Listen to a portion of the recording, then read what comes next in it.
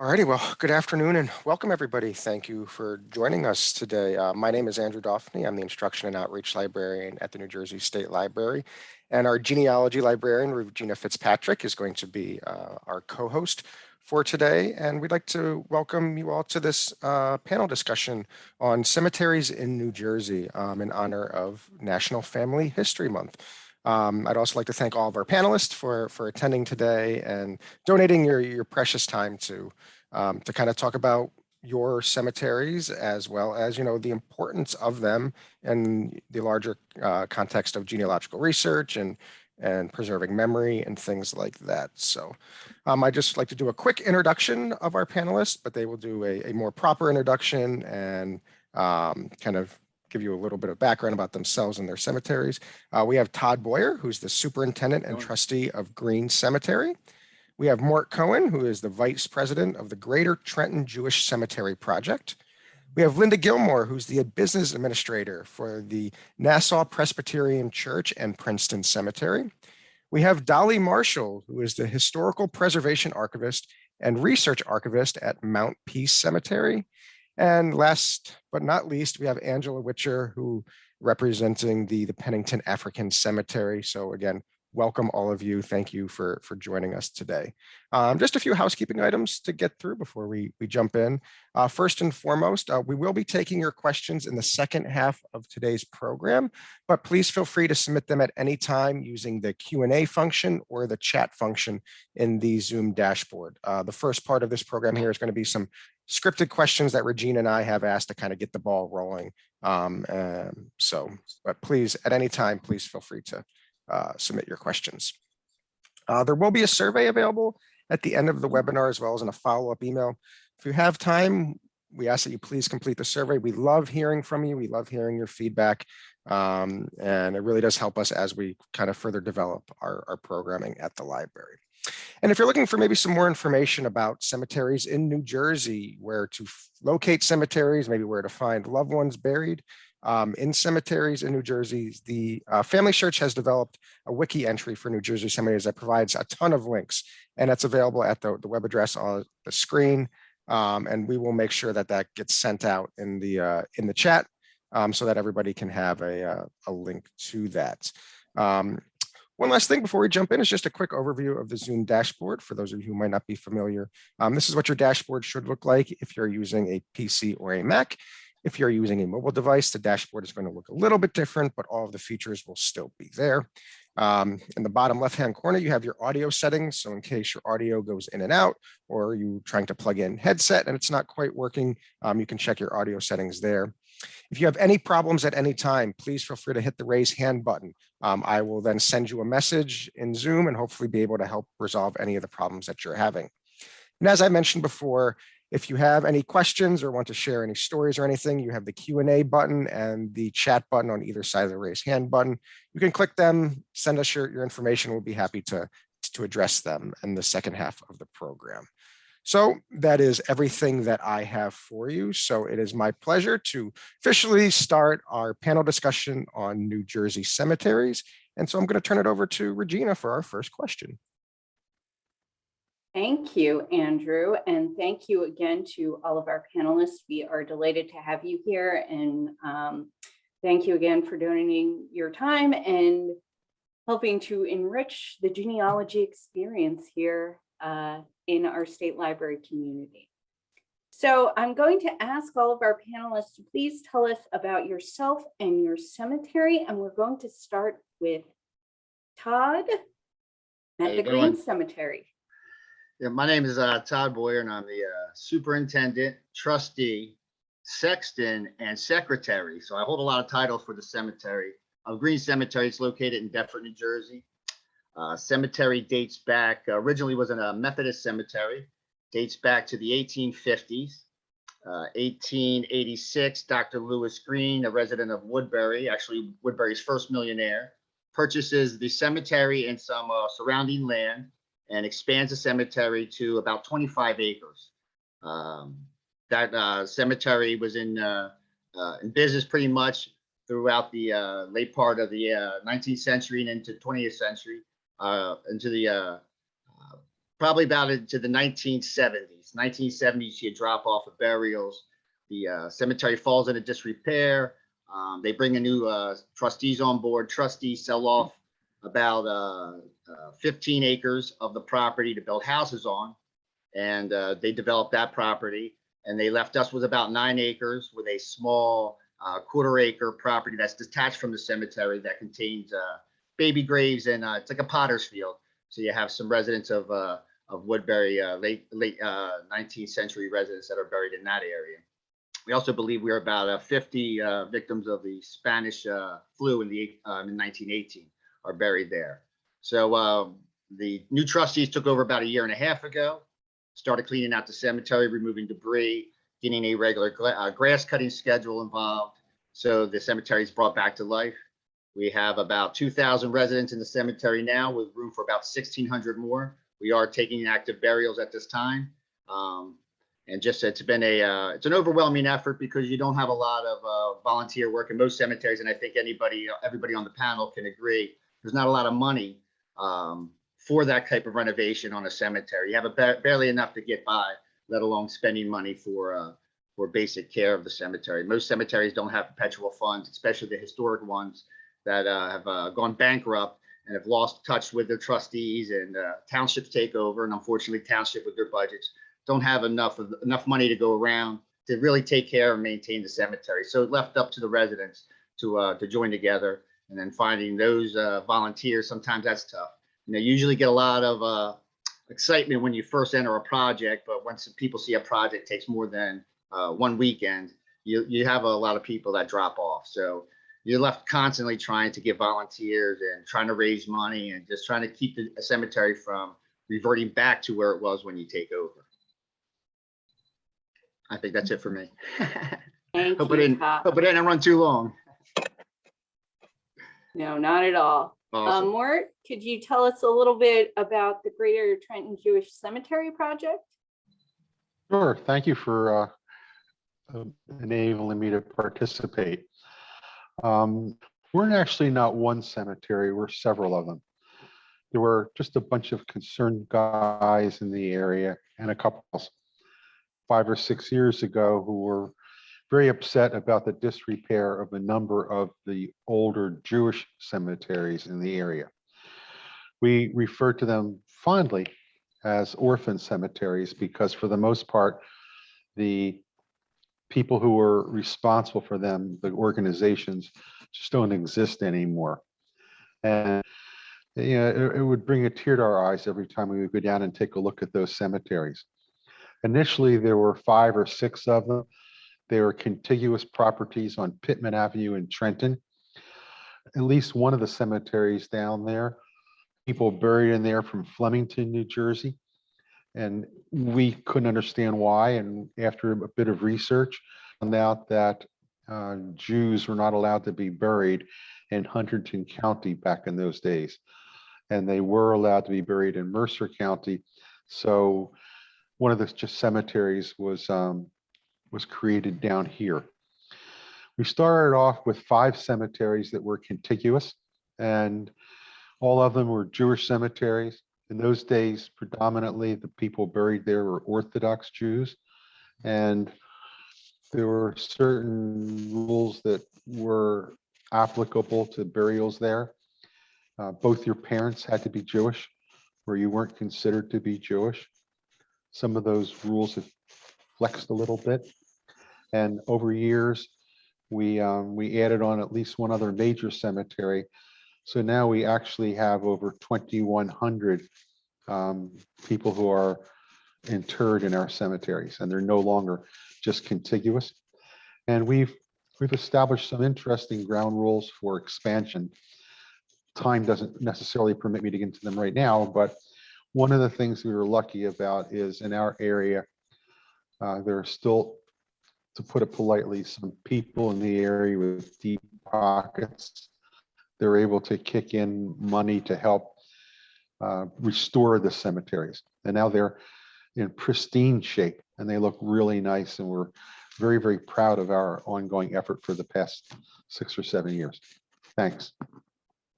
Thank you, Mort. And I have gotten a chance to visit the 5 contiguous cemeteries, and it's really impressive. Mort has shown me pictures of what the cemeteries used to look like, and what the group has done to preserve and protect them is pretty incredible. So Thank you. you're welcome. Linda, could you tell us more about the Nassau Presbyterian Church Cemetery? Sure. I'm the administrator of the cemetery as part of my work as an administrator with Nassau Presbyterian Church, which owns the cemetery. Princeton Cemetery was started in 1757 by the College of New Jersey, which is now Princeton University, that other College of New Jersey. It was started with a 1 acre plot, and it was what's now a couple of blocks from where the college started. It was considered on the edge of town back then. So now it's really right in the center of Princeton. Ownership of the cemetery was transferred to the church pretty early in the cemetery's history. But it has always been maintained as a community burial ground with no requirement for any affiliation with the Presbyterian Church or anything like that. With some purchases and very generous donations of property over these 2.5 centuries, the cemetery is now 18.5 acres. We're still an active cemetery. We have graves available. We have burials pretty much every week. Sometimes it feels like every day. So we are an interesting combination of an historic site and an active modern cemetery operation. We're fortunate that with the continuity of the church oversight of the cemetery over the years, we are registered with the state and we have the required maintenance and preservation fund. And so, provision has been made to preserve the cemetery over time, and hopefully in perpetuity, as that'll be the responsibility of the church. Like I said, long history, but currently active. We probably have 25,000 graves, somewhere in there. We're a very densely populated, densely laid out cemetery because we're landlocked and could never expand beyond the 18.5 acres we have now. I think that's a good overview. Thank you so much, Linda. Ms. Marshall, could you please tell us about the Mount Peace Cemetery? Hi, certainly. Good morning. Thank you. Well, good afternoon. Thank you for having me participate in the panel. Well, Mount Peace Cemetery was originally founded in 1900. It opened for internment in 1902, and it was purchased from the descendants of Charles Willits, who was a prominent Quaker from the Hattonfield area. Mount Peace is located in Lawnside, New Jersey, and Lawnside, New Jersey originally was known as Freehaven. So the town is situated as a stop on the Underground Railroad, and a lot of enslaved persons sought freedom to northern states and ended up settling along with free people of color in Lawnside. So Mount Peace is a non-active cemetery. Our primary goal is restoration and preservation. So what I do is I'm a historical activist, and I also do research and archiving, because the cemetery is full of hidden history. So that is our motto: uncovering hidden history, one stone at a time, because there is a lot of things that have since been forgotten, a lot of pioneers, a lot of trailblazers that are buried in the cemetery. So the reason why Mount Peace came about is because Black people couldn't be buried in non-secular cemeteries unless it was attached to a church. So the cemetery was actually started by prominent men from Camden City, Camden, New Jersey. And the cemetery has interred African Americans from all over the Northeast, not just from Camden, not just from Philadelphia, the tri-state area. We have people from Boston, from Rhode Island, from Canada. We even have an African princess buried. So there's a lot of history in the cemetery, but our primary goal is just like what Mr. Boyer said, is having volunteers that come out on a continual basis to make sure we are preserving and the perpetual care, because the original trustees, I'll kind of backtrack. I'm a trustee as well. So the original trustees are all deceased. So when they started passing one by one, the cemetery fell into bankruptcy in the early 50s. And then it changed ownership to a judge, and a judge that really, his involvement really wasn't focused on maintaining the cemetery and the people in the cemetery.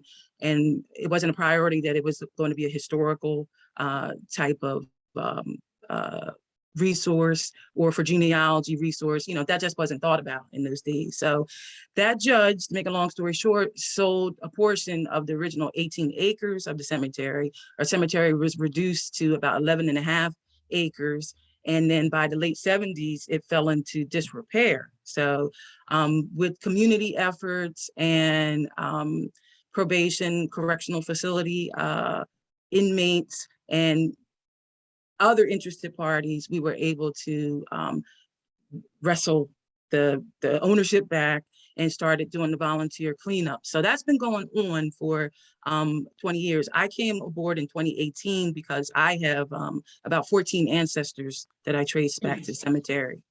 And so I've been involved in it ever since. And it's a passion, and it's something I'll continue to do and pass the torch on to the next person. But like I said, it's non-active, but we are a great resource of learning, and we want everyone to feel that they're connected to their past. So that's kind of an overview. I'm sure we'll get into it more, but. Thank you so much. Sure. And finally, we have Angela of the Pennington African Cemetery. Could you please tell us about you and your cemetery? Sure. Good afternoon, everyone. I'm Angela Witcher. I'm a trustee on the Pennington African Cemetery Association, fondly known as PACA. The Pennington African Cemetery was actively used from the Civil War era to the Civil Rights era. We're not actively burying at this time. It's about 1 acre in size. We've identified about 200 graves, and it sits at the end of a long driveway, definitely a neighborhood cemetery. If you're doing historical research, you would find that it was formerly known as the Bethel AME Cemetery. Land was purchased by individuals we think were very closely aligned and even members of the Bethel AME Church of Pennington. But the cemetery was not owned by the church itself. So in 1991, a modern deed was obtained by the trustees of the cemetery and incorporated as the Pennington African Cemetery Association. I'm a native of Hopewell Valley.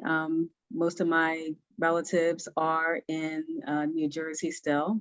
The trustees are primarily people who are descendants, but we're getting smaller and smaller. When you have a cemetery where you haven't buried since 1964, you're taking care of a lot of graves of people with a smaller and smaller number of people to support that effort.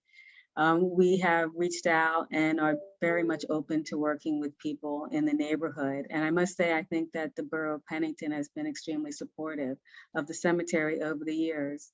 I too know what it feels like to have a cemetery go into disrepair and maybe fall between the cracks a little bit in terms of maintenance as you go from one generation to the next.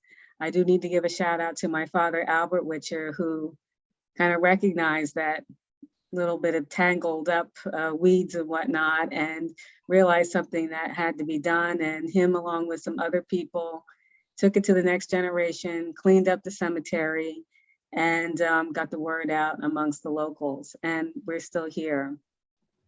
I also work at the New Jersey Department of Environmental Protection. I've been there for many years in the Bureau of Geographic Information Systems.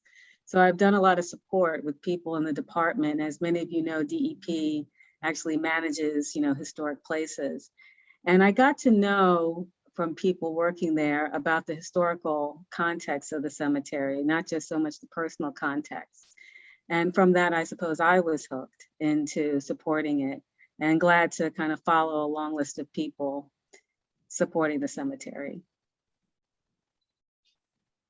Thank you so much, Angela. And wow, I've learned a lot from just this initial question. So I'm eager for us to continue. So Andrew, you're going to ask our next. All righty. So, do you have any interesting projects or initiatives going on right now? And we'll start with Angela and work our way back up. So, Okay. Yes, yes, indeed. We're actually quite busy these days.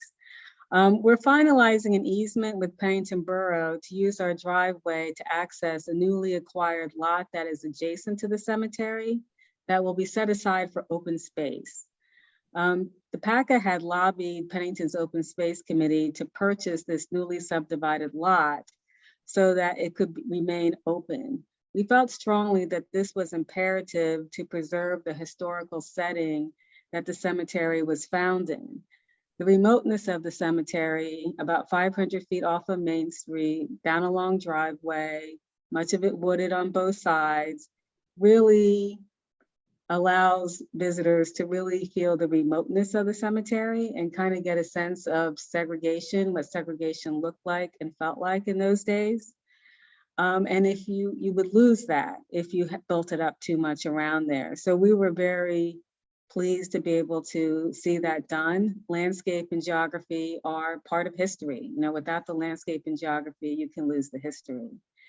Another important initiative is the development of a sister organization known as PACA Ed, the Pennington African Cemetery Association Educational Foundation. So PACA Ed joined in with PACA this past Memorial Day. We hosted a poetry readings with high school students from the Pennington School, as well as a retired professor of English from Princeton University. And we had those readings right in the cemetery, brought chairs in, had speakers, everything. PACA Ed will continue to maintain that connection with Pennington School, made contact with Tollgate, a local elementary school, and continue to outreach to the community. A wide variety of people have interest. Also, we have received a grant from the Sauerland Conservancy to place an interpretive sign in the cemetery. This would be our first interpretive sign. This is extremely valuable.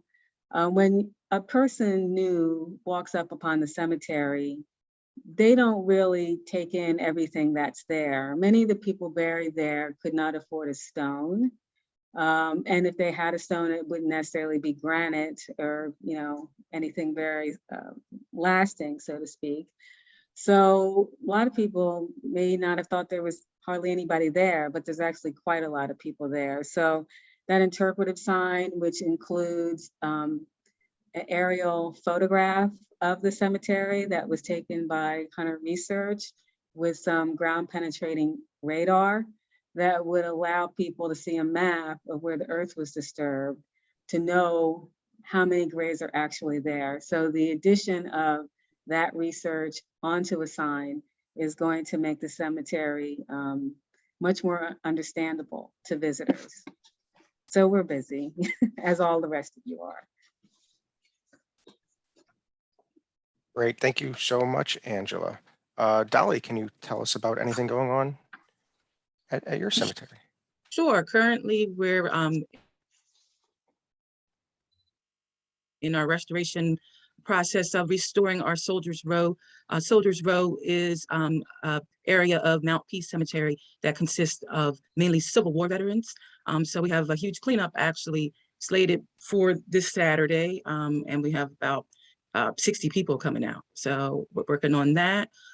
Also, we're getting accredited as a National Wildlife Federation. because a lot of people don't understand the landscape of the cemetery is also nature and, you know, living in harmony with the natural surroundings. We have a lot of trees, a lot of native plants. So we're working on that. We're also working on interpretive signage because in the spring, we're going to be opening for tours. So we'll have walking tours and we'll go more in depth about the people that are interred there in detail so people can really learn basically who's who, because there's a lot of interesting local history, global history. The cemetery is American history. So that keeps us busy. We're also, well, I'm also working on getting Mountpiece accredited as a Network to Freedom site, which is an Underground Railroad site with the National Park Service. So that's just a few of the things off the top of my head. Great, thank you so much, Dolly. Sure. Linda, anything going on at the Princeton Cemetery? Yes, so we have been working for several years now on a project to digitize our records and our map. And I'm very grateful to my colleague, Alan Olson, who leads up this project and, you know, for all of his work on that and actually for some input on today's questions.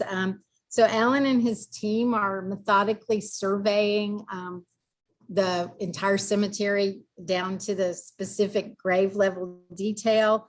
They're capturing photographs of all the gravestones because we know how much they deteriorate over time, and capturing that information and preserving the stones now. We've also have access to a listing that was made probably 70 years ago or so, that maybe more than that, that was when someone else recorded gravestone information, but like by hand. And that's been helpful to us because many of those stones that were legible in 1940 or whatever are not legible now. So we are combining this, you know, on the ground survey and photography with the paper records that we do have, and trying to, you know, build as full a record as we can of ownership and who's buried and all of that. And so we do have a database that we're capturing all this information in.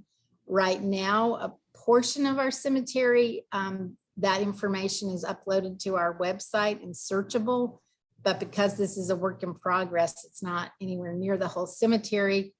But eventually, at the conclusion of this project, this will be something that's on our website and searchable to help people who are looking for historic figures or looking for their own family members in the cemetery. And so that they could actually interact with the map and locate where they are if they want to visit when there's not someone there to help them locate someone. So that's our big project that's going on, and it's quite a task with the number of burials that I mentioned earlier we have. And we do know that paper records were destroyed in the late 1800s at some point. So we've pieced together the paper records we have, and we've gotten some other source documents from other places, but those deteriorated stones are going to be a lot of the only record for a lot of that. So they're even doing rubbings of stones if they can to try to, you know, determine what they say if they're not really legible to the eye. So that project is our big thing. We do have a couple of other things that might be of interest because, as I mentioned before, we're still an active cemetery and interested in providing for our cemetery long-term. So a few years ago, we added a memorial garden, which kind of is in keeping with some of the trends toward more sustainable burial. So in this area, ashes are buried in biodegradable containers, and there's columns around the memorial garden where there's a permanent memorialization with an inscription of names and dates. So that's something that we've done. And we also have above ground, we had 2 columbariums and those sold out. And so actually next week we're scheduled to have more columbariums installed. So, you know, generally we're seeing more and more moves toward cremations, and we're taking some steps to try to provide more space for that going forward. So those are some of the initiatives we have to going on right now with Princeton Cemetery. Thank you so much, Linda. Mort, care to share anything? Yeah, some of the things that we've been undertaking, no pun intended, have been reflective of the pandemic, because a lot of the people who have ancestors buried are elderly. They can't get out to the cemeteries.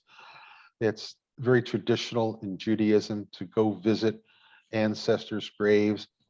And typically what's done when you visit an ancestor's grave, if you've ever visited a Jewish cemetery, you actually place a stone on the headstone so people can see how many people have visited, et cetera. So because of the pandemic, we began an electronic docent program where people online can sign up, and we'll have one of our docents go out and, using the various electronic methods that are available today, Zoom or what have you, they can spend time, even if they live in Arizona, to come visit some of their decedents' graves here in Mercer County. Another thing that we're trying to do is come up with creative ways of fundraising. One of the problems that we have, it's not really a problem, is sustaining incoming money. And the reason why it's problematic is twofold. When I'm a trustee, and among the other trustees, there are a number of attorneys. And what we've done in our organization is we insisted that everything be done by the books. We will not allow volunteers on any of our properties to clean up. We are afraid of somebody getting hurt or injured, liability, et cetera. And what we've done is we hire professional landscaping firms to come in and do everything, who certify to us that their employees have the proper insurance and that they comply with New Jersey state and federal law regarding workers. And that costs more money than if we did have volunteers go out there. But everything that's being done is being done right. And I say that because so many of the headstones that suffered damage over the years were because of the frost thaw cycle, et cetera, where the ground would freeze and headstones would start to tilt over and roots, et cetera. So all the repairs have been done very properly, so that in the future, the headstones that are repaired aren't going to undergo, not for many years, hopefully, undergo that same deterioration again. And with the professional landscapers and people that we hired to restore the stones, they're not allowing certain chemicals to be used, et cetera, because from their knowledge, they've learned that some of those cleaners can actually destroy the stones, the older stones. And what we're also trying to do as an ongoing project, even though our cemeteries are Jewish, we're trying to put together a conglomeration of other smaller cemeteries in the area, because we feel pretty strongly that there's an economy of scale that could be benefited from. If we have 8, 10, 12 small cemeteries all working together, that could certainly inure to our benefit. So they're the kind of projects that we're working on right now, just working together with other cemeteries. Great. Thank you so much, Mort. And Todd, can you take us home on this question? We can. So right now in Green Cemetery, of course, with just the upkeep of the landscaping of the property, it's resetting stones. We have a lot of older stones in the cemetery that date from, the oldest stone we have actually dates from 1830.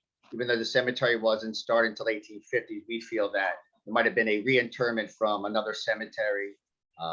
So restoring those stones, remounting, refixing broken stones, doing the necessary restoration work on them. Outside of Green Cemetery, I run a society called South Jersey Cemetery Restoration Society. Basically, this is a volunteer group, and what we do is we go into the historical cemeteries in the area, and we do restoration work inside those cemeteries. We're in about 4 cemeteries right now doing various work, and we get in there, we do a lot of background information on the graves that we care for. So when we post the pictures, people can get involved and learn a little history about the people that that we're caring for. The nice thing about it is the reaction of people that have relatives buried in the cemetery. You don't have a lot of volunteers, so seeing people react and thank you for the work that you do, it has a lot of intrinsic value. And for me, that's a major motivator. So just right now, we're having volunteers and asking students that have service hours, that need service hours, to come out and help, and just doing just general maintenance work on the cemeteries, removing debris, things like that.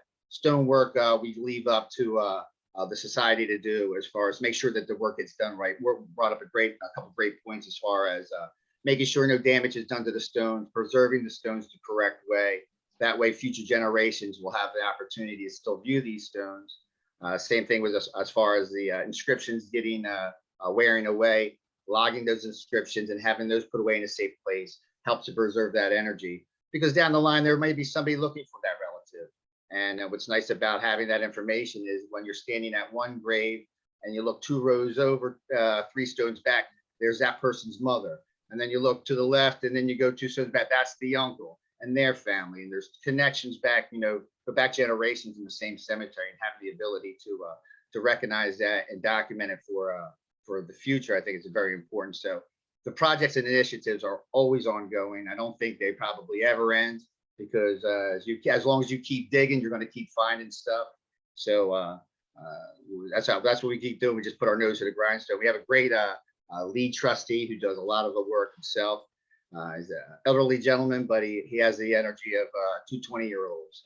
So I look out my window sometimes on my way to work, and he's out there 8 o'clock in the morning digging and fixing the fencing that we have around the property. We have a 120-year-old fence, iron fence that borders the property, that's all fallen over and it's in bad shape.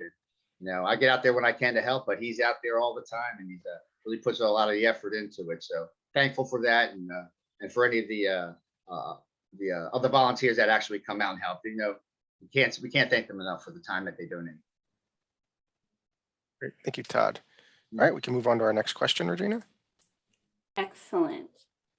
I think our last question touched on this a little bit, but if anybody has anything that they would like to elaborate here, that would be great. And our question is, why is the physical preservation of cemeteries so important? And Todd, we'll start with you.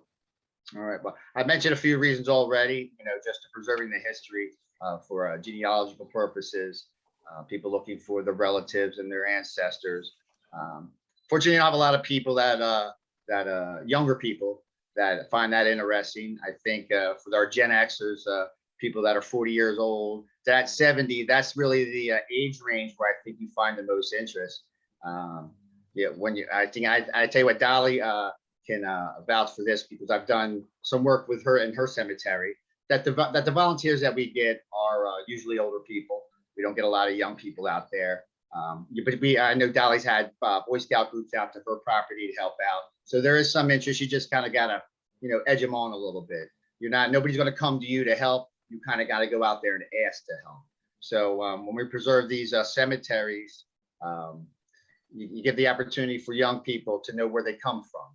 The motto of our restoration group is "Here lies your history." And that's exactly what it is. The people that are laying that in that cemetery laid the foundation of where we are now. And we really need to respect that and preserve that for future generations going forward. Thank you so much, Todd. Mort, do you have anything to add on the importance of physical preservation? Sure, I certainly do. One of the things that is a common thread among all the people interred in our cemeteries that they're Jewish.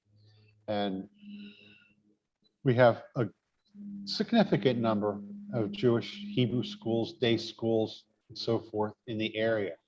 So what we've been able to do is to combine an educational component into our project so that the children can go back and do some genealogical research on their ancestors. We also have a number of Holocaust survivors and offspring of Holocaust folks in our cemetery. And one of the things that is emblazoned in my mind is what Elie Wiesel once said, To forget the dead would be akin to killing them a second time. And that's something that is just a theme among all of us. We don't want to forget the people who are buried there. And a lot of them, if you go to read books about Trenton, which was founded upon merchants and steel workers and so forth, the names of the people buried in our cemeteries permeate through the pages of the historical, the non-Jewish history of the city of Trenton. You know, the old Trenton makes the world takes type theme. And it's interesting what we learn about the people who are buried there. That history is just fascinating, but we've got to maintain the physical preservation, because that physical preservation is so inextricably bound to the genealogy. People want to go out and take a look at the headstones, and it brings, no pun intended, it brings to life what their ancestors were all about. And it puts a chill down your spine. And when we see people going out there for the first time in 10, 15 years, we get these emails. I drove by the cemetery 4 times, couldn't find it. Didn't realize it's because you cleaned it up so much, can't recognize it anymore. We have all brand new fencing, gates. We put new granite benches in for people to sit and reflect, et cetera. It looks much more modern than what the date that betrays it. It's really proud of what we've done, and it's because we've been able to have some successful fundraising events and done things that won't allow people to forget their ancestors, and that's really critical to us. Thank you so much, Mort. Linda, could you talk a little bit about the importance of physical preservation at your cemetery? Sure. We feel like preservation of the cemetery is also preserving the history of our community and sometimes beyond our community. As a community of faith, we feel a real responsibility to respect the final resting place of those who are buried in our cemetery. So I think that the cemetery really reflects the history of our community. I mean, you can clearly tell from a visit to our cemetery, the history of our community as a center of education, but it also really reflects a lot of other aspects of the community history and sort of the evolution of the community. For example, we, like any cemetery of our age, have, the history of racial segregation and an area that was set aside for burial of African Americans in 1807. Similar to one of the other panelists, that area in a lot of cases has burials that don't have stones. And so, remembering that and respecting that is important. Princeton also in the early to mid 20th century had a large immigration of Italian Americans.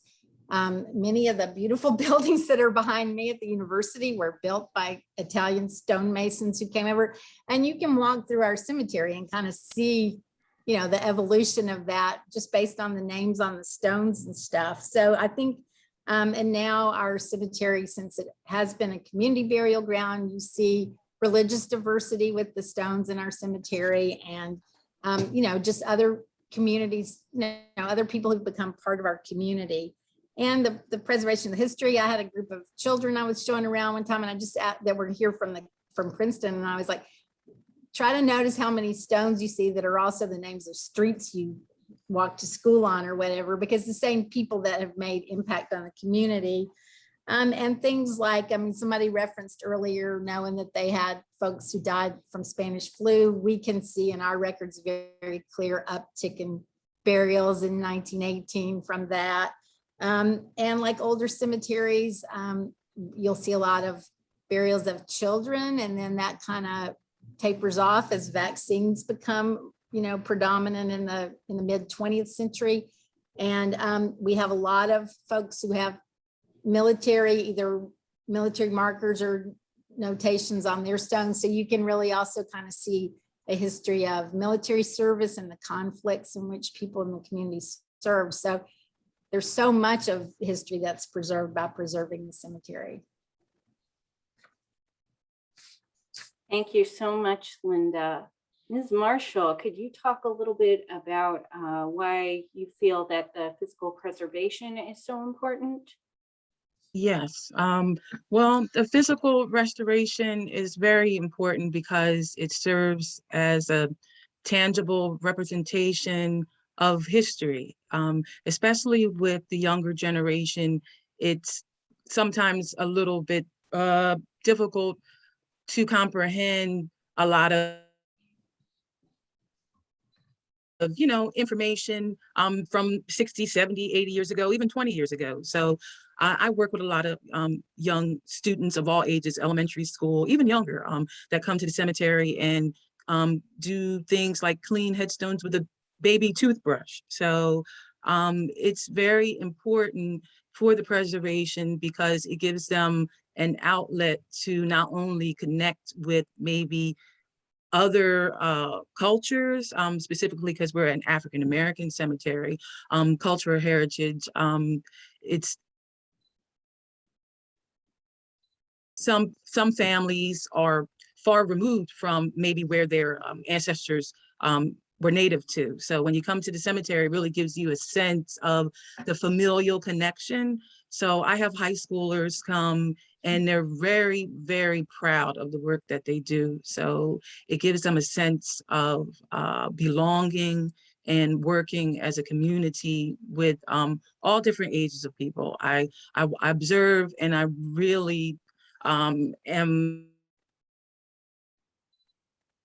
just touched by what the preservation does for people. It's bigger, it serves a bigger purpose because number one, we must remember our ancestors. Without them, we none of us would be here. So like I said, it's an ongoing project for me because I have 14 ancestors that I know of buried in my cemetery. So I recently rediscovered my maternal great-grandfather like 3 weeks ago. So I'm telling you, the feeling is like no other. So if we don't continue to encourage the preservation, these type of things will be lost because the cemeteries are dwindling with each passing generation. They're dwindling, and if we're not all together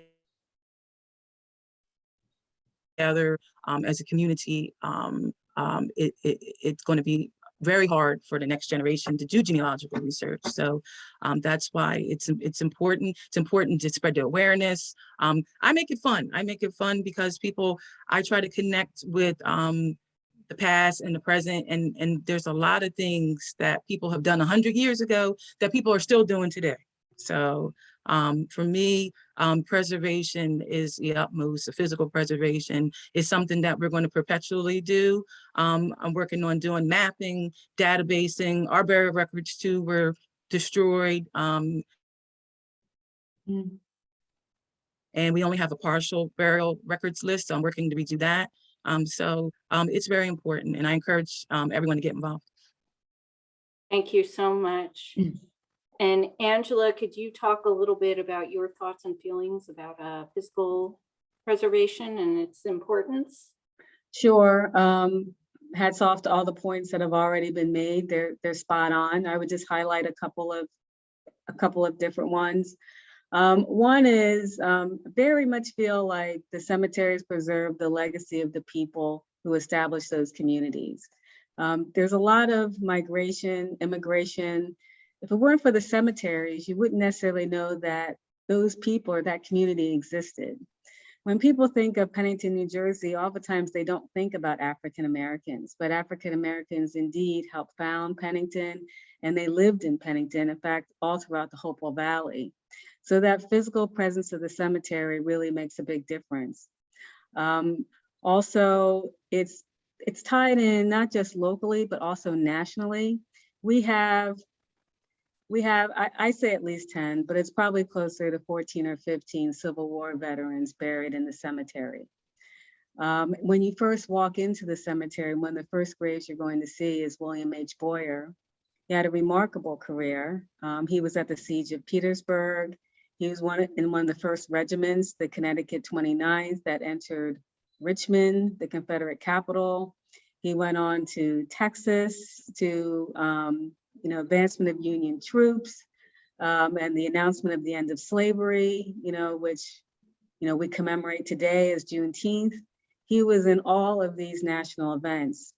And he came home to Pennington, stayed in Pennington, and took those experiences and founded the first school for African-American children.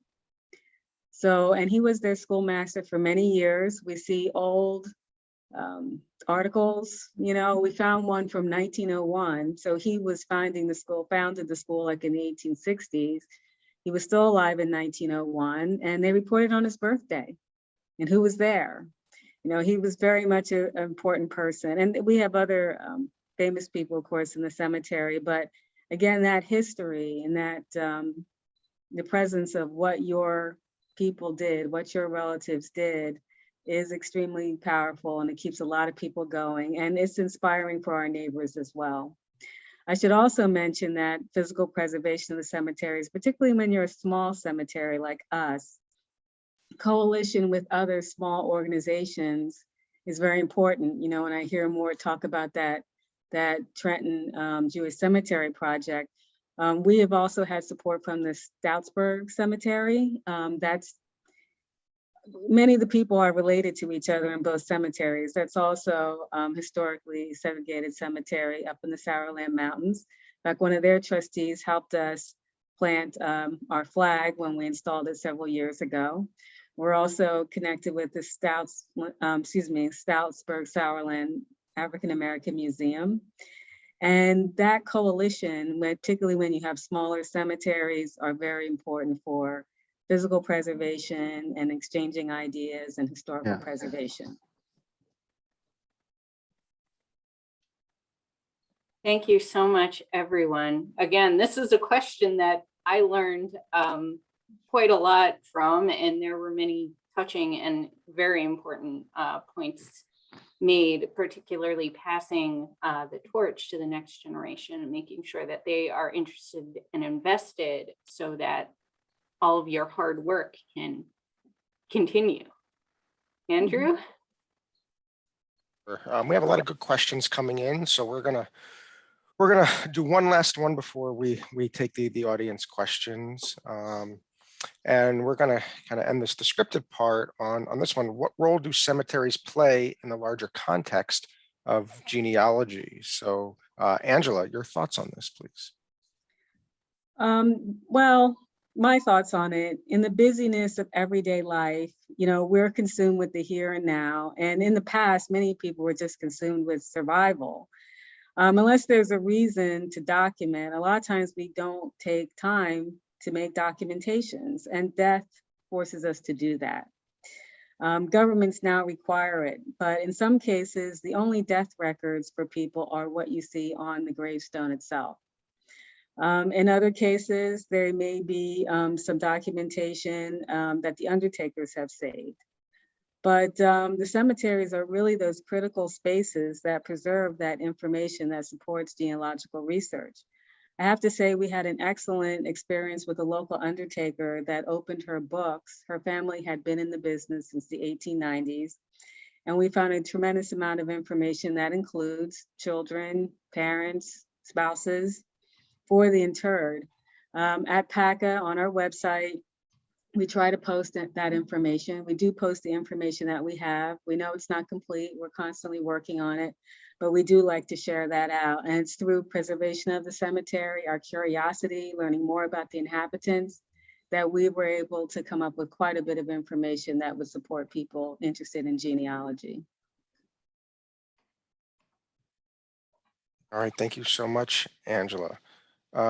Dolly, your thoughts on the role of cemeteries?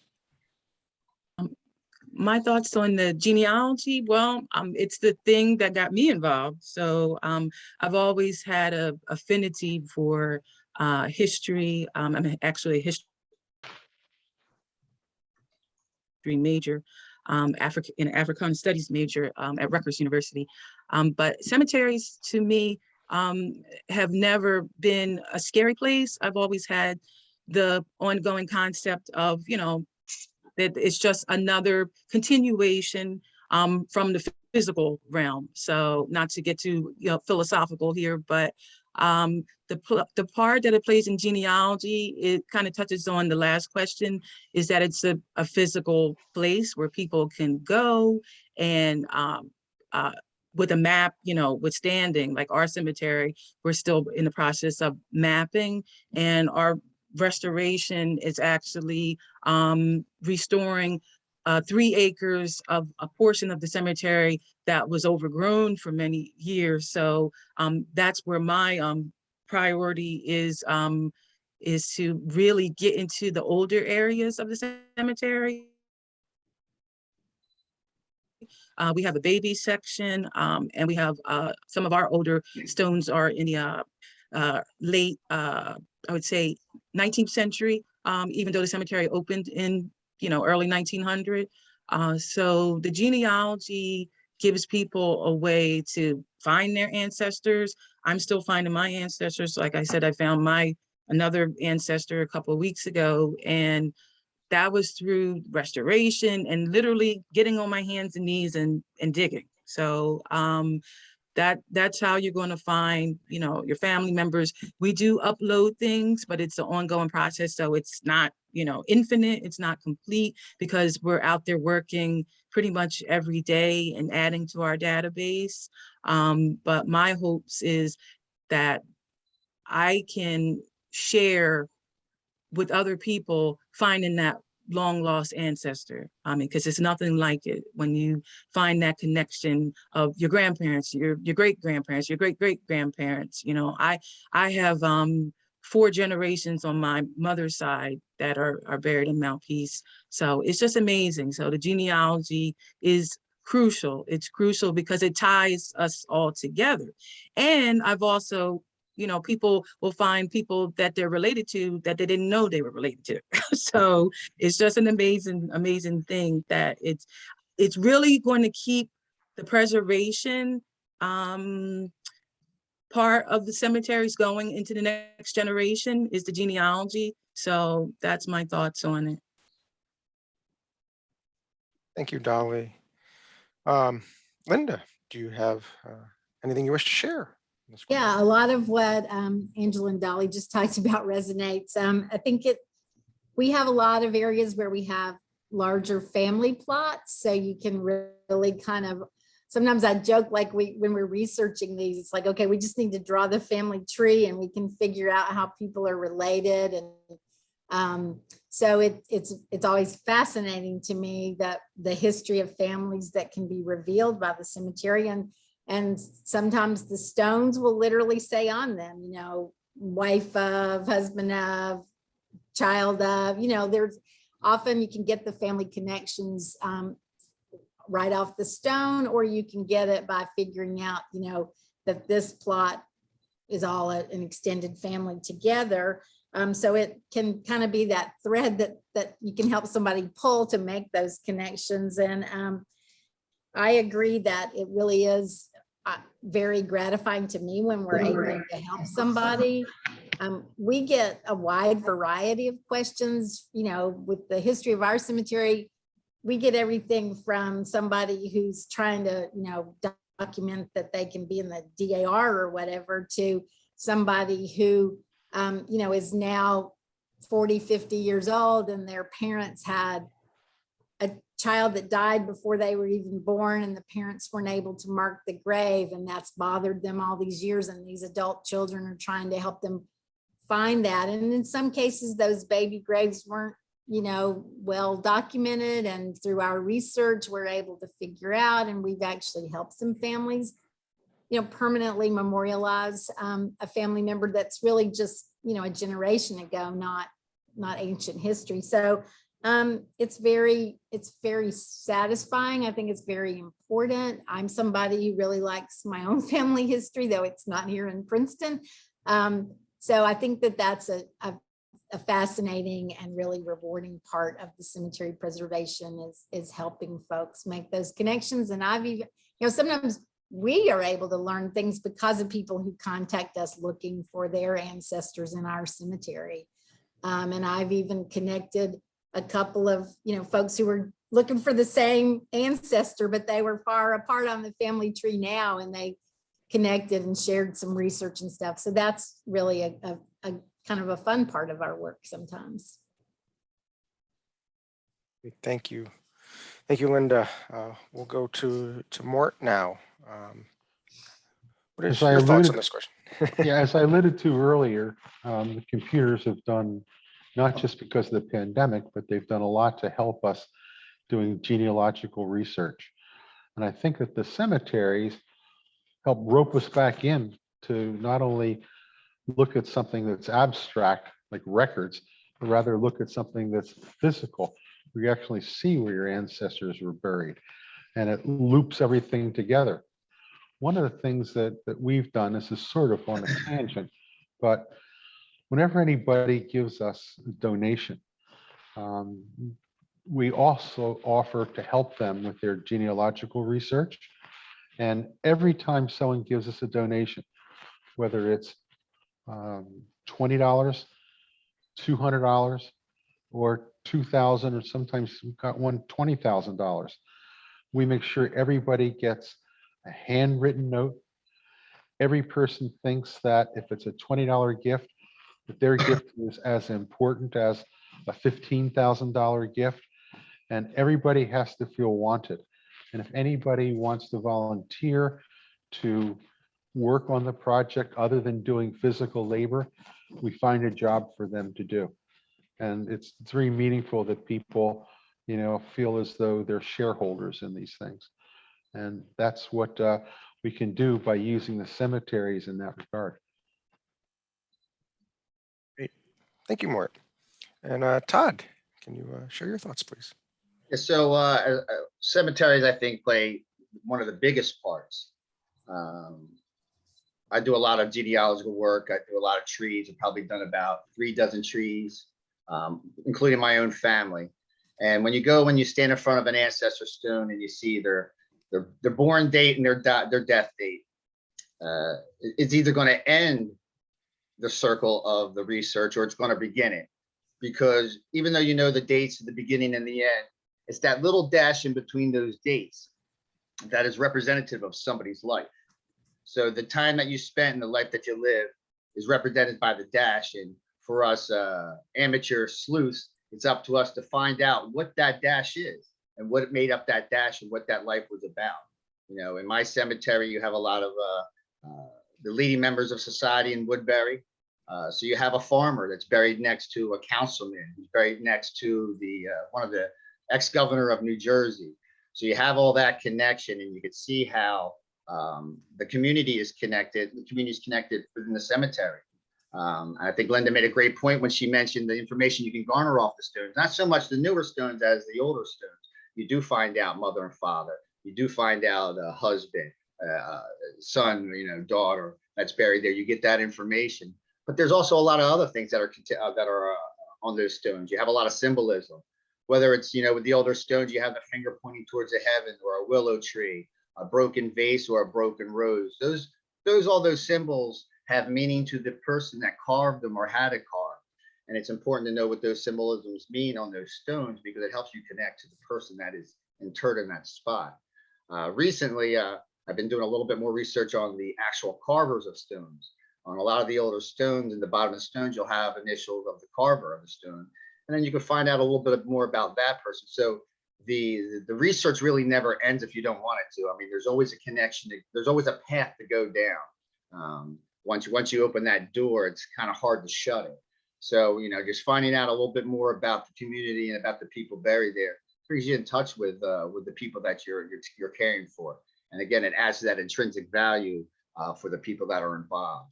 They give you that connection. You feel like they're part of your family by the time you do the research on them.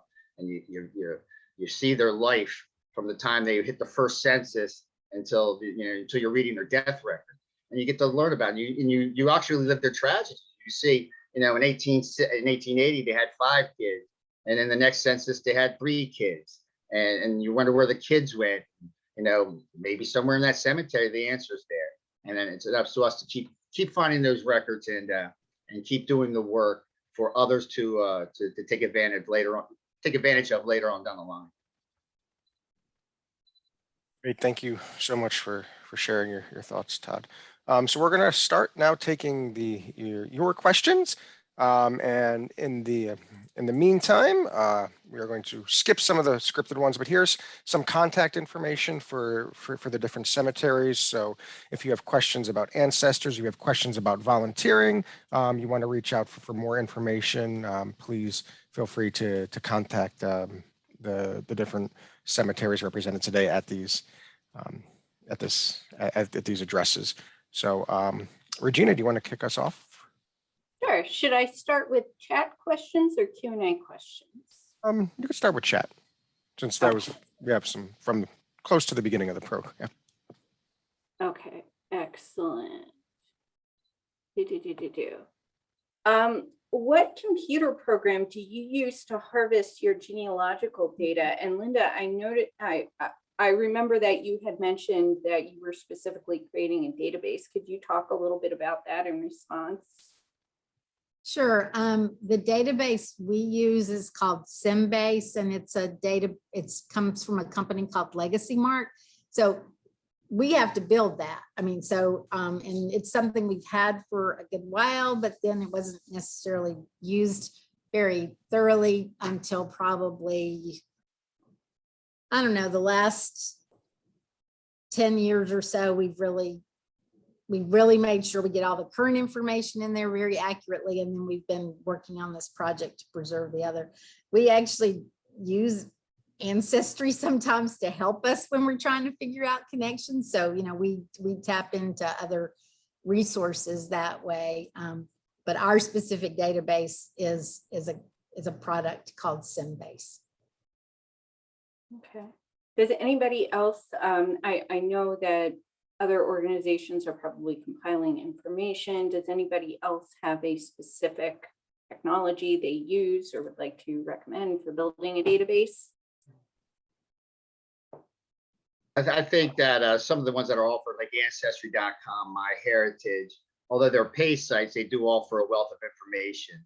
There are some free sites, FamilySearch.org, which is run by the Church of the Latter-day Saints. That's a huge wealth of information. Their sites are free, and they have what I guess are considered libraries that you can go visit in person and actually get some of the information downloaded that they don't show on the website. But there are, you know, just got to get online and start plugging away, start tapping away. There's tons of resources out there. Our cemetery, actually, I don't know if it'll show up, but I'll show you what we use to kind of document. So this is a section map of the cemetery, and you basically got to use these old records. And what you do is you go out to the site, you make sure that the person on the spot is in the spot that they're supposed to be, and it's just a trial and error, and it's a lot of hard work, and it's overwhelming at times. But if you put the time in, the reward is there.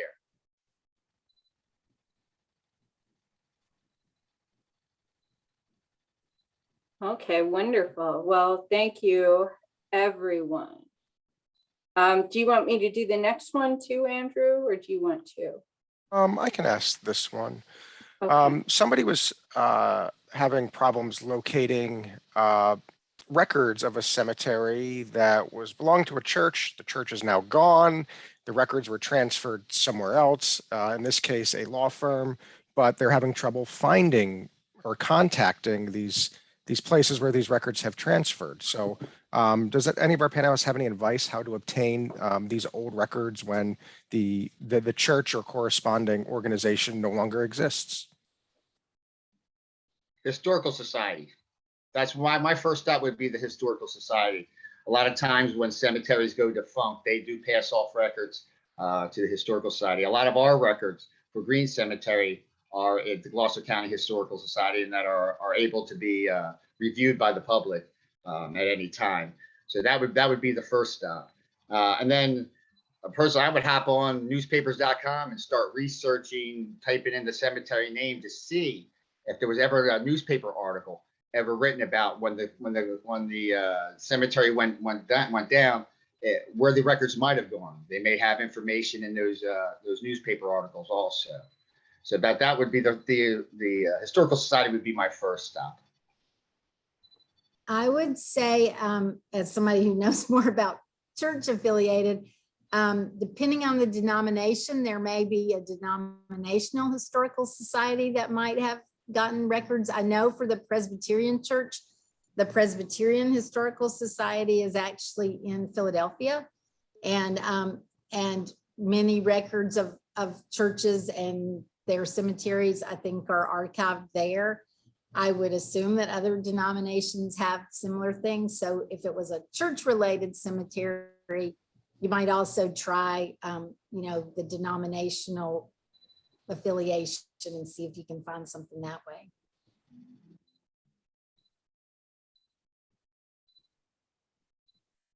Does anybody else have any thoughts to share?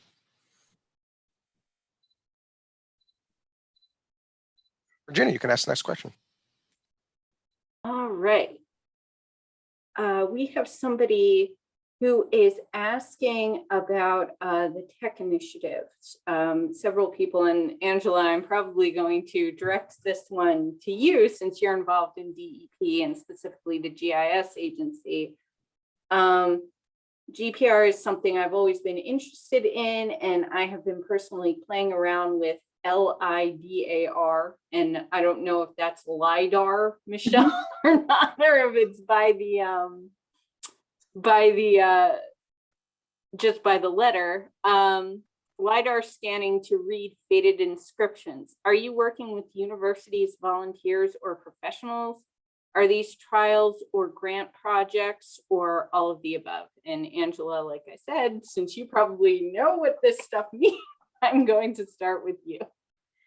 Okay, I may not be able to go deep technical on it, but we were working with ground penetrating radar. It wasn't LIDAR. LIDAR is airborne, like when and then the light is emitted to the ground and it measures the wavelengths back. No, I know you don't want to go too technical, but I just being clear, what we did was not LIDAR.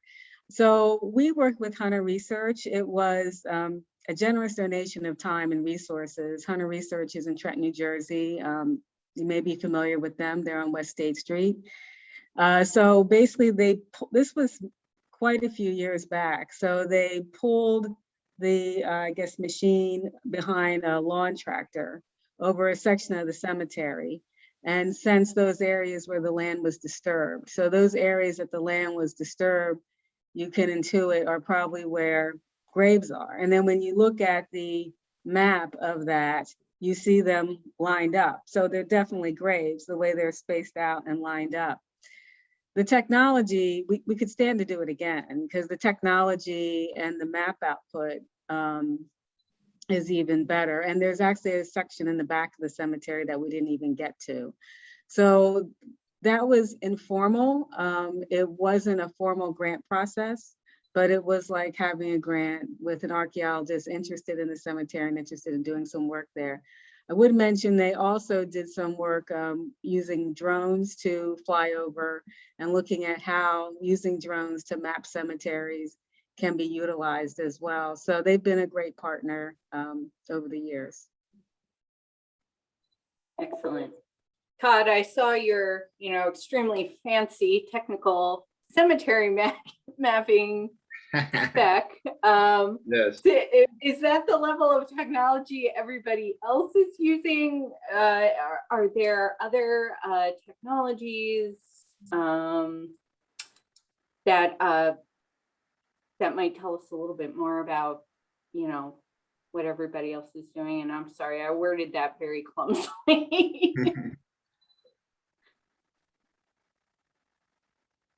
Well, I mean, part of our project is a digital map. So in conjunction with the database I mentioned before, it does have a map, and they originally created that map by using both satellite maps of our cemetery, and they could see, the actual stones and stuff, and old hand-drawn maps that we had, and they kind of overlaid all that together. And then now, as we do the actual on-the-ground surveying, and we refine those maps and have them make corrections where things aren't lining up just right. We had some ground penetrating radar done in our cemetery too, in some older sections and in the historic African-American area where there's a lot of unmarked graves. This wouldn't be technological, but I've been told by the representative from Legacy Mark about ways to, if you have the money and the time to take the sod off, that you can often see patterns of different color in the soil, that you can tell where burials are. And so, different ways, particularly if you know you have a likelihood for unmarked graves. But the satellite maps, and I could see, if we were doing this now, I bet they might use a drone to get some of that stuff too. They did this original map in, I think, 2010 or 11. So drones weren't so much a thing then. And so they used, like maps from like Google Earth or something.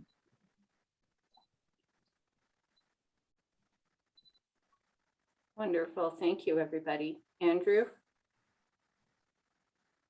We have a question. Are your cemeteries and names of the interned on Find a Grave? And we'll just go down the list. Todd, is this the case for your cemetery? So yeah, we are on Find a Grave. I think of the percentage of the stones that are on Find a Grave. I think there's about 700 stones. We actually started, I actually started taking pictures of all the stones on there, and so we can document condition for future renovation, restoration of the stones. Stones that are toppled or stones that are sunken. We have that ability now to reference and go back and repair them as they go along. But the ultimate goal is to have all the stones on Find a Grave. But and Find a Grave is a great resource also for anybody looking to find relatives. You pop on there, put a name in, put an area in, and sometimes you get lucky, you strike gold, and you find a relative you didn't know they had a picture of the gravestone. So it's a great resource to utilize with your genealogical work also. Mort, the 5 cemeteries that you work with, are they on Find a Grave? All of our cemeteries have photographs of every headstone. They've all been categorized.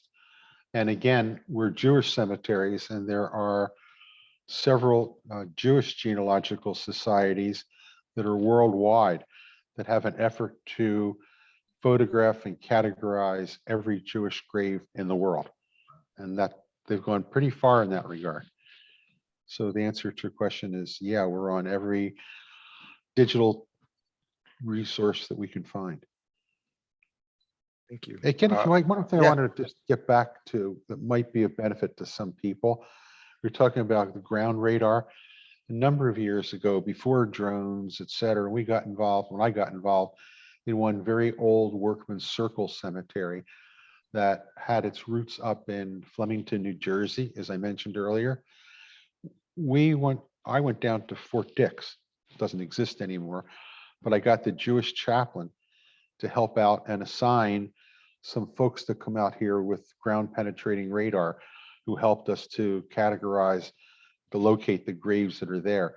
Because we had been given a couple of very old maps that didn't line up with where headstones were. So we didn't know what we were looking at. And that was a very valuable resource for us. Something else that did not come up that might be of benefit to the group, and this is not a logical place to put it out there, but just that I would mention it, is many years ago, I was driving down the highway one day and I saw a bunch of people in prison garb, cleaning up the roads. And I thought to myself, how can we go about possibly getting some help along those lines? And after a long effort, et cetera, I was able to get myself named a volunteer probation officer for Mercer County. And I would have people assigned to me who were covered by county insurance, who were people that were, the judge didn't want to put them behind bars, but what they would do is for community service work, they'd assign them to me as a volunteer probation officer. And it worked out really well. They would clean the graves, and I'd sign a timesheet once a month for them. And we got freebie labor that was very important to us, covered by insurance that the county underwrote. Thank you, Mort. Linda, are your graves on Find a Grave? So I would just put a little caveat about Find a Grave. Find a Grave is a for-profit site. It can be very helpful, but it's not completely accurate. We have had people insist to us that someone's buried in our cemetery that's not, based on Find a Grave. I've found personally that if there's an actual photograph of the stone on Find a Grave, that's usually an indication that it's somebody who's really been out, who's in, because people can just enter information and find a grave. But if it just says Princeton Cemetery and it maybe just has a picture of our front gate or something, it's not necessarily going to be accurate. So I think it's a valuable resource, but a resource to be used with some caution, of knowing that it's not completely accurate. So that's our experience. So we are not actively trying to put our records on Find a Grave. We get requests sometimes for folks who are trying to put stuff up on Find a Grave, and we try to assist them if we can. Our goal is to develop this database of ours and make it searchable. But Find a Grave, I know, is something that a lot of people use, and sometimes we've been able to find stuff out by using Find a Grave, but just be careful. Thank you, Linda. Dolly, for the Mount Peace Cemetery. Well, I concur with Linda. Find a Grave can be a very useful tool. However, I've encountered some incorrect information. So our main goal for Mount Peace Cemetery is doing our database as a collective with the neighboring historical societies. So once we get that all, completed, which is ongoing, we're going to share it with the public, and you'll find it'll be searchable through our website and also through the historical societies. But like I said, like Linda said, Find a Grave is it's a starting point for some people, but if you're heavily, into research, if you haven't been out to the cemetery, it can kind of lead you into the wrong direction, because I've encountered that where there's something uploaded on Find a Grave that isn't accurate. There might be a person that's not buried in our cemetery too. So like I said, just be very, very thorough with your research and cross-referencing, doing the obituaries through newspapers.com, because once you get someone's obituary, it usually 99% of the time will tell you where they're buried. So that'll totally dispute what's on Find a Grave. Find a Grave is just, an amateur person going out and snapping a photo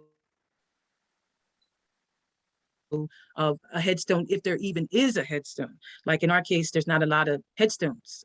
There are headstones, but there are a lot of areas where there aren't headstones, I should say. Let me correct that.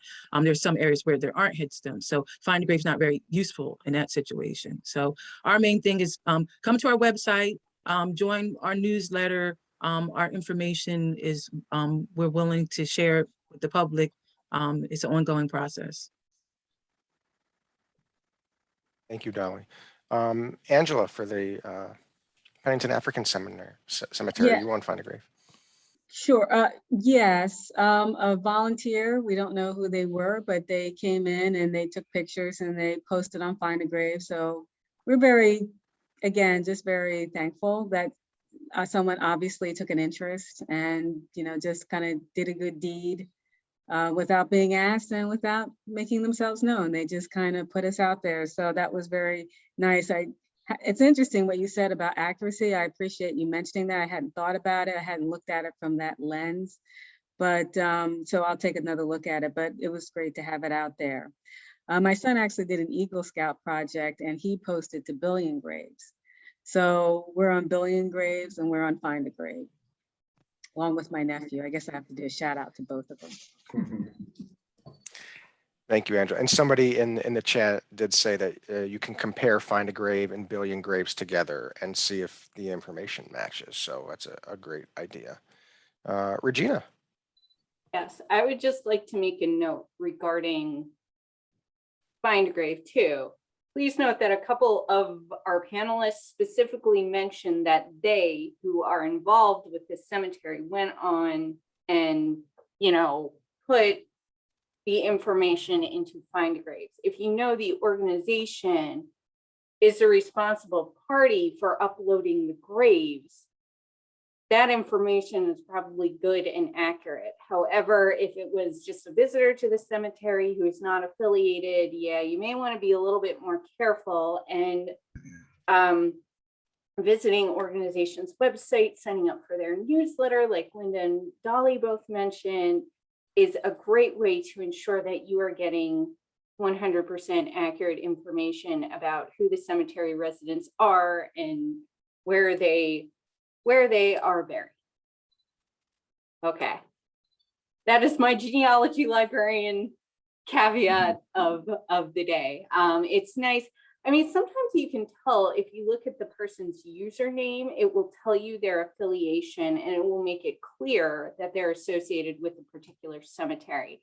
So that's kind of how you can tell. And I would guess that somebody who is affiliated with the cemetery is uploading that information is from their own research, and it's going to be pretty accurate. So next question. Would anyone on the panel recommend the best approach when going to a cemetery's main office, adjacent church, or funeral home for information when conducting genealogical research? And I think I'm going to direct this one to Linda, since I'm assuming you have an associated office where people can go and visit. Yeah, so we have an office on site at the cemetery, and the staff there is as helpful as they can be. My office is actually at the church, which is a couple of blocks away, and really most of the historical records are here at the church. So it's always helpful if somebody calls instead of just dropping in, because it's if it's a plot that we've already researched and updated in the database, the guys at the cemetery are going to have access to the same information I do. But a lot of our stuff that's in progress right now, I might be able to access paper records here that they can't. So I would say, try to call ahead, just because you're more likely to have somebody be able to take the time to look for the right thing that would help you with your research, versus just dropping in. Wonderful. And everybody else who might not necessarily have an office associated, is the best way to get in contact with you your website or emails? What is everybody else's preference? I prefer email, and I can direct people to the proper individuals within our organization who can better address what their needs are.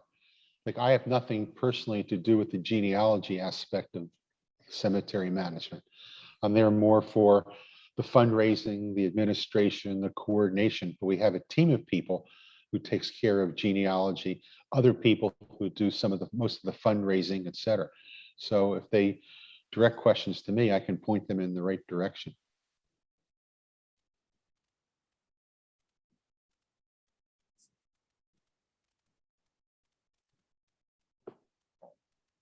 All right, wonderful. Andrew? Sure. This one is directed to Angela. What are the DEP's responsibilities in regards to historic cemeteries, and what makes a cemetery, quote, historic as far as DEP oversight is concerned? Okay, this is not my specialty, but I'll answer the best I can. Oversight of cemeteries, I believe, is really the Department of Health. Where the DEP comes in is that they manage the New Jersey Register of Historic Places, and I guess they would, through the New Jersey Register of Historic Places, oftentimes something may end up on the National Register of Historic Places. Could be a house, could be a cemetery, could be many different things. So I worked with archaeologists that were very active with looking at sites for that list. This is all very much connected with DEP's managements of parks, open space, historic sites. It's all kind of comes under that umbrella. That's not necessarily my group, but I know some of the people in that group. And it was through the research that one of the people was doing that our cemetery, the Pennington African Cemetery, was, I guess it was proposed that it be included in Pennington's historic district. So the DEP was very helpful in that we had access to people with that kind of background and knowledge, historians, archaeologists, and definitely said there was enough information there. So it wasn't contiguous with the rest of Pennington's historic district, but they circled it in as a separate, non-contiguous piece. I don't know if that doesn't quite get to it, but certainly can follow up at PenningtonAfricanCemetery.org, and I can research and get more information if you like. Thank you so much, Angela. Gina, I think we have time for, we'll do one more question. And then if anybody didn't have their question answered, or you think of anything else, again, the contact information is on the screen here. It'll also be sent out to everybody in a follow-up email with a link to the recording. So fret not. Whoops, I'm sorry. The chat keeps jumping on me.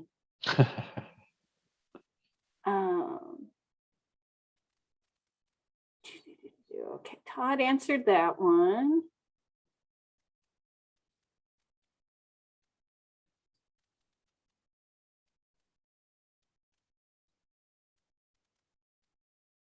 Okay.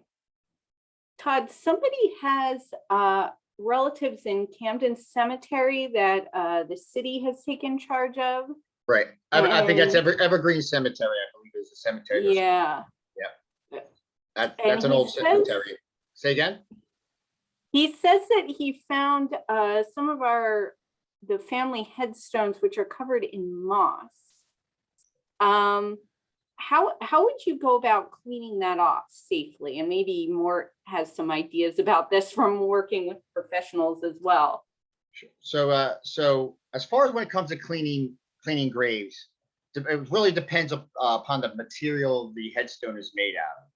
Granite headstones, of course, are much stronger than a marble or a sandstone or a brownstone. I think probably in some of the other cemeteries, the older the stone, the softer the stone. I know Linda probably deals with a lot of the softer stones in her cemetery going back to the 1700s, where they're very brittle, which you definitely don't want to be cleaning those stones unless you're speaking with somebody that does restorations, has that training in taking care of those stones. Sometimes it's just better to leave a stone untouched than to touch it. You really have to find out why you're doing it. You ask yourself, why are you cleaning the stone? Is there a reason for it? What damage can you do to the stone if you do clean it? There are a lot of no harm methods. For my group, what we use is for granite stones, we use a lot of water, elbow grease, nylon brush. Again, granite can take a little bit more of the hard scrubbing than say a marble stone.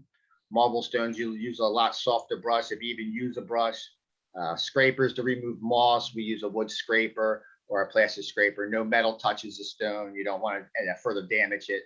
A lot of those older stones like marble, they get the sugaring effect to where the top coat of the stone is easily removed. So if you do any scrubbing to it, you can remove layers of stone. So you want to be careful. They do offer a product for stone preservation. It's a product that's recommended by the Veterans Association, Cemetery Board for the Veteran Association. It's called D2.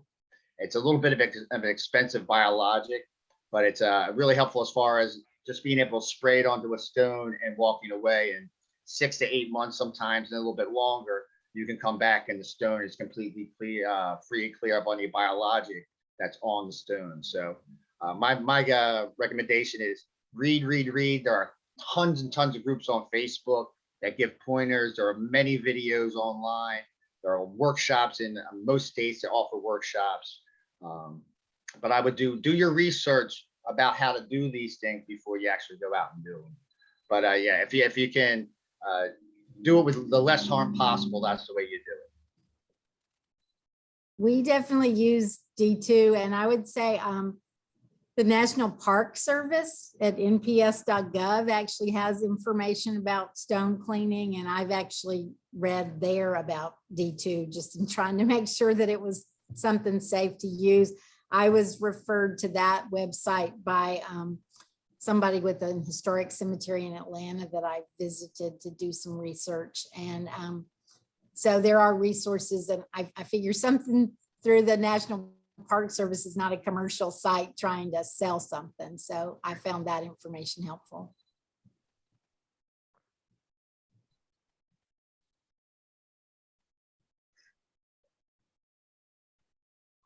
Wonderful. Thank you all so much. As someone who knows nothing about preserving cemeteries, I'm learning things that I never thought I would learn today, like how to clean moss off of a gravestone.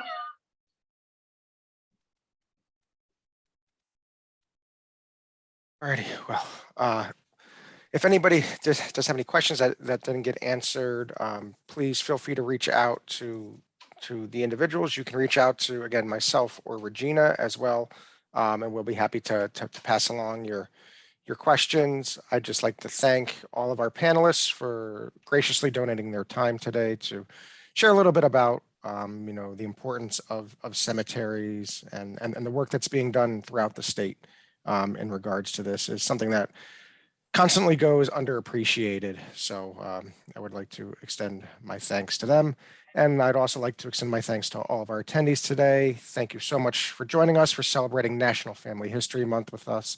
And we do have, Regina has a program coming up on how newspapers save the day. That'll be next week. And she'll talk a little bit about how she had some genealogical mysteries and roadblocks that were solved by using newspapers. So please, if you have a chance, you can go to our website and register for that. So just like to kind of end by saying, be safe, be well, and hopefully we can see you all soon.